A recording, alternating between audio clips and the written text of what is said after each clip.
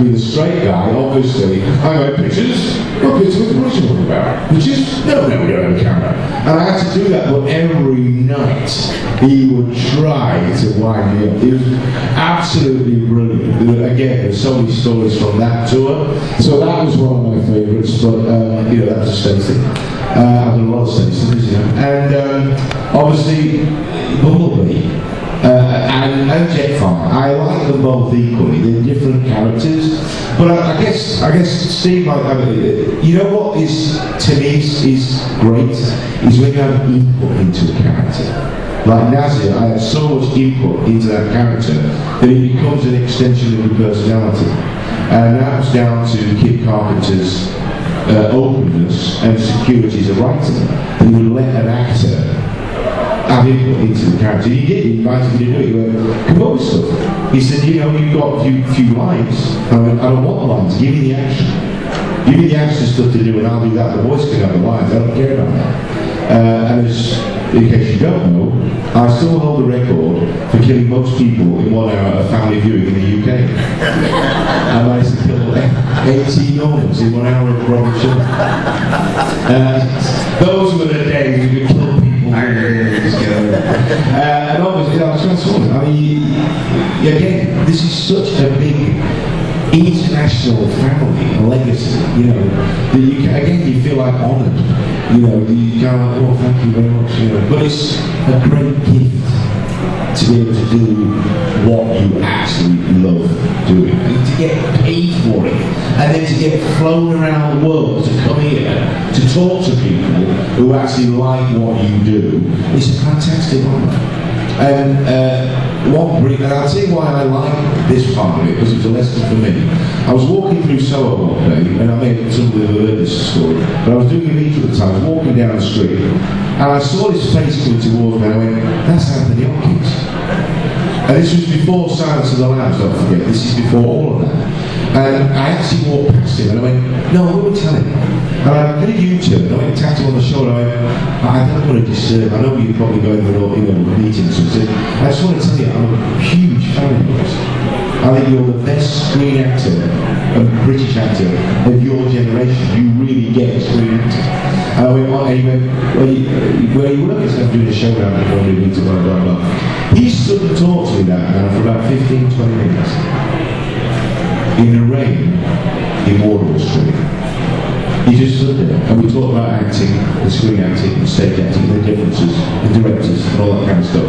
And I went, if he can give me that, all you got to do is talk to people for 5 minutes. Just give, you know, just give back. It's not difficult to do, it's not rocket science.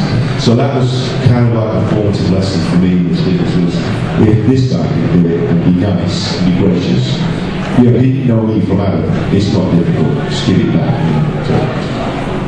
Anyway. And that's the only direct input that we get from the fans, unless you're doing theater, because you're getting an immediate response from the audience. For me, I'm stuck in a little booth all day, every day, and I have no idea what people are seeing out there, what their impressions are of the kind of work that I do, unless I come to places like this and meet you guys.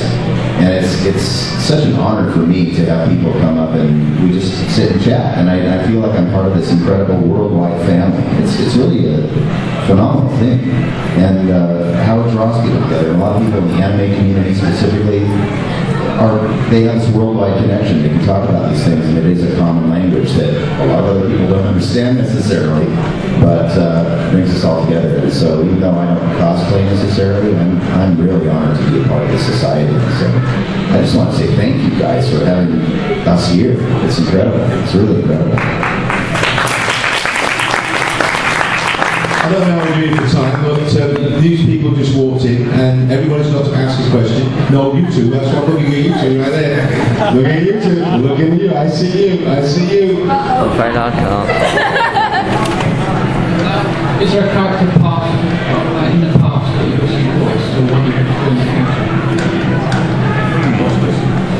Is there a character or voice that you haven't played that you would like to in the future? You go first. Bumblebee.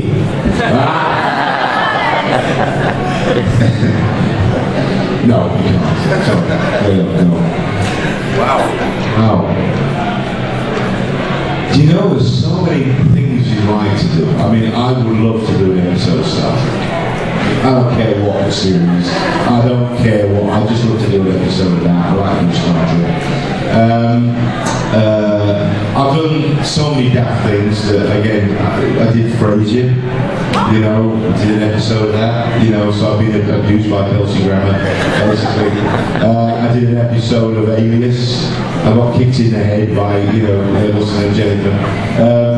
You know, all these little moments are moments that you go, you know, little diamonds in your life. Like at First Night with Richard Gere, I ended up working on that for, and that was that little moment where he flips the sword and I flip it up in the end, he caught it. You just get these little moments, so there's little things like that sometimes go, I'd like to do that, I'd like to do that. There's so much stuff. I don't know. I don't have one thing. Again, I don't think about that on a daily basis either. I've been so fortunate to play characters that I never thought I'd get to play.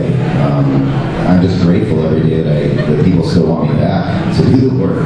The one thing that I've been thinking about lately, people have been asking me about the Cowboy Bebop movie with Keanu Reeves. And, you know, I'm not going to have a negative opinion about that either way. I'm just glad that they're going to try to bring that to a whole new audience. One thing I would like to do is maybe do a little narrative on the film as Spike, the character that was originated in the series. That would be kind of fun, just to have a little cameo, and mostly for fans because I've gotten so much mail about it, that sort of thing. But as far as playing other characters, I read for 20. I do about 20 auditions a day, and maybe I'll have one of those for something. And so they come in and go so quickly that I just forget about it until it happens, and then focus all my attention on that day. So that's the only way you can survive, I think, as an actor. You start obsessing about what you're not getting. It kind of roots. Microphone that works. You got a question, this young man here first, because every time I'm for ages. I was just going to say, if you have ever been offered a role which you've been like, no, or no, stupid role. Yeah, I've actually walked out of I've only ever left one production in my life because I just thought the director was insane. I've actually been in a process where I've been in an audition and gone, I don't fancy this character. I don't like it. And there's something about, so maybe twice, maybe once or twice, yeah. I've gone, no, I don't like this. And there's the one occasion on the play I was doing, and I went, this is not working. I knew it wasn't working. And I just felt that the director wants to play the part that I was up to doing. And that happens, you know, and this guy wasn't ex-actor, he was directing it, he retired from acting, he was now directing. And there was nothing I could do that was right for him. But eventually we sat down and went, you cast the wrong person. I don't know what you were looking for, but it wasn't me, so, you know, not a problem. Just go and walk away. It's better. It's better in the long run because you know, it's not as painful. So, yeah, I've done that. Yeah. These are the people I want, because you came in late. So you have to ask a question.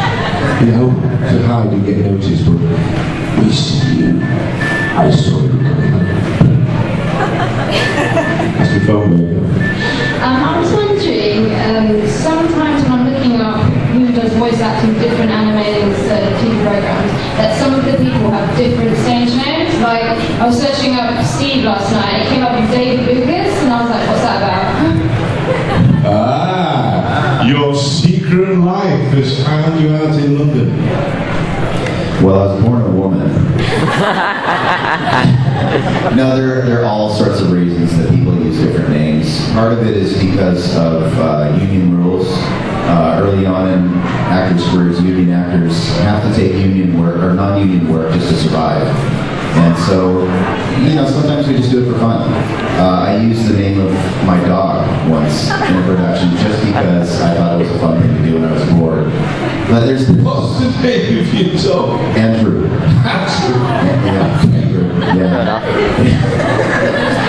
So Andrew did a brilliant performance, but I couldn't take credit for it. But a lot of it has to do with legal reasons or union reasons, things like that. People get frustrated that they can't figure out who the actual actor is.